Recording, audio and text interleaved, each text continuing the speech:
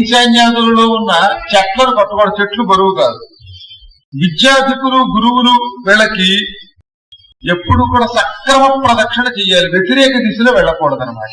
ఉదాహరణకు గురువు గారు పురాణం చెబుతున్నారు, గుళ్ళో ఆలయ ప్రదక్షిణ చేసేటప్పుడు ఈయనతో కలిపి చేయాలి, ఈయన్ని విడిచిపెట్టి చేయకూడదు. ఇలా వ్యతిరేక దిశలో ప్రదక్షిణ చేయకూడదు. ఈ మధ్యన చండీ ప్రదక్షిణ అనే పేరుతో శివాలయాల్లో వెనక్కి తిరుగుతున్నారు. అవి మీకు కలియుగంలో పనికిరావు, అది కేవలం యోగులకి. ఇలాంటి పెద్ద ప్రదక్షిణలు చేయొద్దని చెప్పాడు. అప్రదక్షిణం నాకు రియాక్తం. ఇతరులు ఉపయోగించిన పూలమాలలు, అన్నపానీయాలు, వస్త్రాలు ఉపయోగించకూడదు. ఒక్క గురువులకే మెడలో వేసిన దండ మళ్ళీ మీరు వేసుకోవచ్చు, అది కేశమాల. కానీ ఎవరికి వేసి వేయకూడదు. అప్పాయమ్మకు వేసింది డిప్పాయమ్మకు వేయకూడదు. మళ్ళీ చాలా మంది వాళ్ళు ఏం చేస్తున్నారంటే సన్మానాల్లో ఓ దండ పట్టవడం, గురవయ్య గారికి వేయడం, మళ్ళీ ఆ దండ తీసి పక్కవాడికి చేయడం, మళ్ళీ ఇంకోటి చేయడం, 100 మందికి ఒకటే దండ.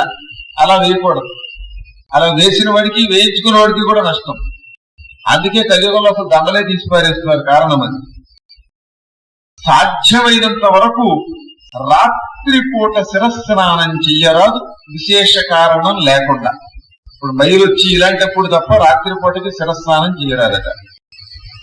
అలాగే కొన్ని శుభకార్యాలలో రాత్రికి అభ్యంగన స్నానం చేయొచ్చు, కానీ నిత్యం మాత్రం అభ్యంగన స్నానం పనికిరాదు రాత్రి వేళ.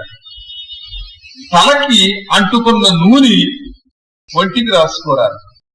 తల స్నానం చేసిన వెంట్రుకలు ఇలా కొట్టుకుంటూ ఉంటారు. తలను తోడు ఆడాళ్ళు ఇలా కూర్చొని భంగ్ అని కొడతారు, అలా పట్టుకొని తుడుచుకోవాలి. అలా జుట్టు విదిలించుకున్న పాపాత్ములకి కుష్ఠరోగం వస్తుంది, మక్కలు వస్తాయట, తెల్ల మక్కలు. తెల్ల మక్కలు రోగం రావడానికి ఇది కూడా ఒక కారణం ఉంటారు. ఈ జన్మలో కొంతమంది ఒళ్ళంతా తెల్ల మక్కలు ఎందుకు వస్తున్నాయంటే జుట్టులా విదిలిస్తే ఈ నీళ్లు పక్కన ఎక్కడో పడితే అన్నమాట.